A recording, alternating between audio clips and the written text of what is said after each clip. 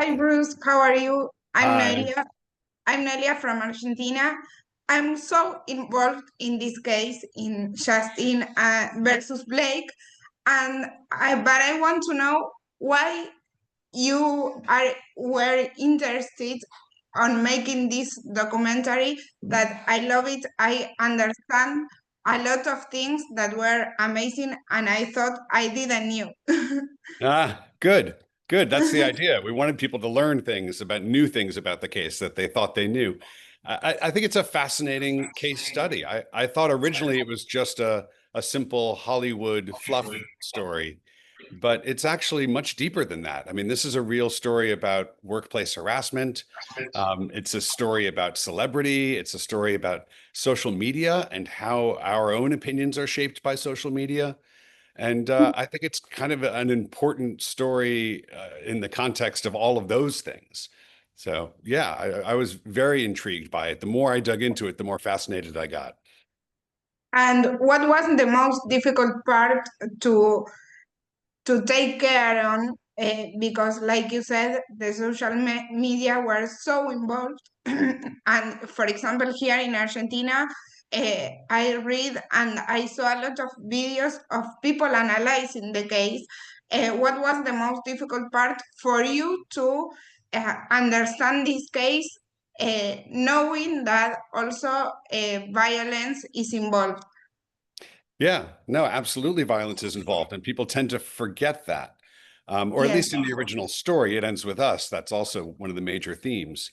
I mean, I think uh, at ITN, we are trained to be journalists, right? So I think the most challenging thing was to maintain that journalistic even-handedness, to really understand both sides of the story and all sides of the story, and know that everybody's got their own case. I think what's really fascinating about it is that the facts of the case are not disputed, that both sides agreed on what happened, but neither side agreed on what it meant. And yeah, I find that very interesting and very challenging. But yeah, that was the biggest challenge, was telling both sides Mhm. equally and providing both viewpoints. And do you think that the first problem started on the promotion of the movie? When I haven't read the book, but I saw a lot of things of people telling that the book is about violence, and in one part it was a promotion like a Mm, rom-com, and yeah. in the other part was not. Do you think that that was the inflection that they had? Well, that's interesting. I mean, that's a Hollywood thing. That's how do they sell movies? Mhm. And that does happen a lot, a little bit of a bait and switch, right? They marketed the movie as a rom-com almost, as a romance. But in fact, it's a Yes. very serious topic. It's the topic of reporting domestic abuse and how often it occurs and how often women don't report it. And that's what the book is about. And that's what made a lot of people excited about the movie when it came out. And frankly, I think it's why a lot of people are disappointed that this whole thing has erupted, that's kind of eclipsed the message of the book, which is a very important one. Yes, that's right. And uh, what was your first thought when you heard about this case, and when you saw that were Justin Baldoni and Blake Lively, though that both are so known are all around the world? Yeah, I mean, well, what's interesting is we kind of crafted the story arc of the documentary much like we experienced it as fans. So, Yes. in the beginning, you noticed that the press junket was weird and that the premiere, they weren't talking and they weren't appearing together. So, yes, we all noticed that something was wrong, and that's not the way it usually works on a red carpet.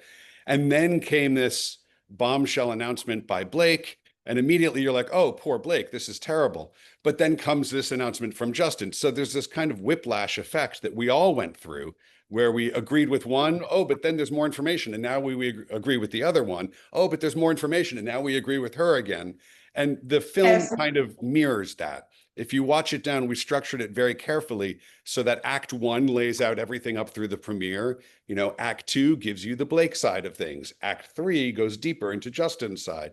And there's a very interesting kind of whiplash effect, so that by the end you really say, wow, I don't know. I'm not sure. It could go either way. And well, when I was seeing it, I thought the same that you are saying, uh, um, because it's so like we understand the things, and knowing that uh, we must hear both sides always. Yeah. And No, for another, journalistic, I mean, there's both the journalistic integrity, which is, we're only reporting on what we know. Here are the facts, and here's what each yes, side has said. And it's very important from that journalistic standpoint to say, this is what Blake says happened, and this is what Justin says happened, and make yes, sure that we're always reporting it in that context. But it's also true, and it's true from a legal standpoint too. We have to be very careful. This has not gone to trial, so we don't know, and we can't lay claim to know who is telling the truth of the interaction and their intentions. and maintain the neutrality on in and such an important case like this. And another thing that I was thinking of the documentary is that you are going to throw it to the world before March 26th, that is the final case, part of the case, how it was for you, and why did you understand that it's so important to the people to know the case before the shots? Well, I think part of the reason why this is an important documentary to put out there in an objective way is that there was so much disinformation out there, and Yes. so much on social media, as you saw, a lot of opinions.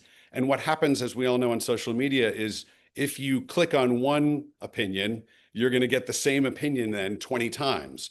So a lot of people only saw one side of the story because they get their news through social media, and there's an algorithm that feeds them that one side. So I think it was very important for us to jump in and say, no, no, no, there's a lot more to this story here. And there's a lot of facts around this case. And you're not going to see it on your feed because your TikTok is anti-Blake or your TikTok is anti-Justin. And you're not getting the full picture. So it was important to jump in even before the trial happened.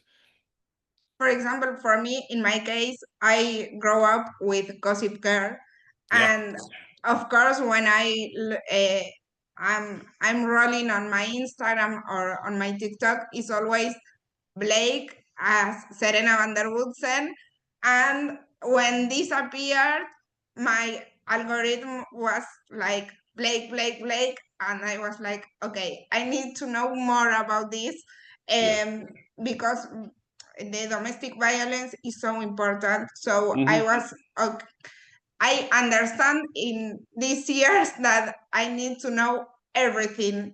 after taking one side. And another thing that is important in this case, and I think that for you like producers, is the way that Taylor Swift was involved, how it was for you, knowing that she's a person that moves a lot of people all around the world. I think that more than Blake and Justin, how it was for you to make her part of this. I mean, and we didn't make her part of this, right?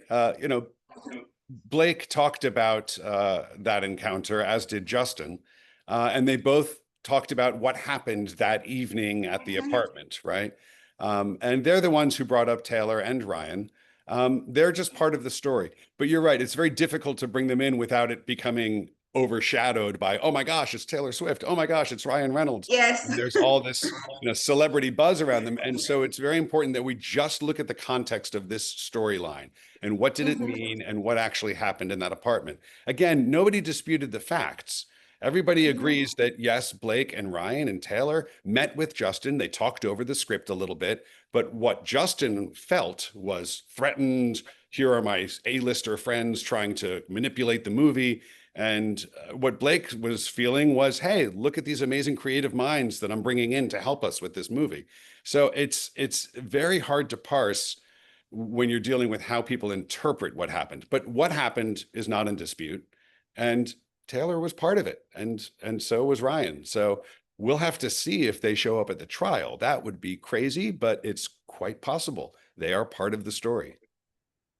Do you think that the trial is going to move a lot of people? And also, can we think on another part of the documentary after the trial? I'm sorry, I'm not sure what you ask me again. I'm not sure I understood the question. Do you think that we can see another part of the documentary after next Oh, year? yeah. I mean, there will be more to this. I mean, it's still unfolding. There's a couple of things that have happened even since our film came out that are consequential, but it really is going to come down to the trial. And if the trial happens, which at first a lot of people assumed it would be settled out of court because this is not good for anybody. It's the longer this goes on, the reputational damage for both Blake and Justin is huge. And I don't know anyone who will put them in movies. That's going to be tricky. So, yeah, we expected it to be settled, but so far it looks like it's going to go to trial. And we absolutely expect to continue to cover this story because it is a big journalistic story and we are ITN and that's what we do. And to finish, can you tell people here in Argentina what are we going to see on He Said, She Said? What you're going to see is the definitive story of what happened. I think a lot of people read about it in pieces. They saw little bits online here and there. They read little bits. But here you can sit down in an hour and really understand what happened and why it's such a big deal. And it goes well beyond Hollywood gossip. It is, about all sorts of other issues, including sexual harassment in the workplace, what that means, how to interpret it. It also talks a little bit about social media and the role that it plays in our lives, as well as in the lives of these celebrities and how they manipulate it. And I think it's a very important film for that respect. I think people will come for the gossip and they'll be surprised by the depth of the ideas that are inside the 1 hour. Thank you so much and congrats. I really love it. And it was so good for me to see it and to know another things, to make videos also about this documentary. Yeah. Okay. Well, thank you. I really appreciate it.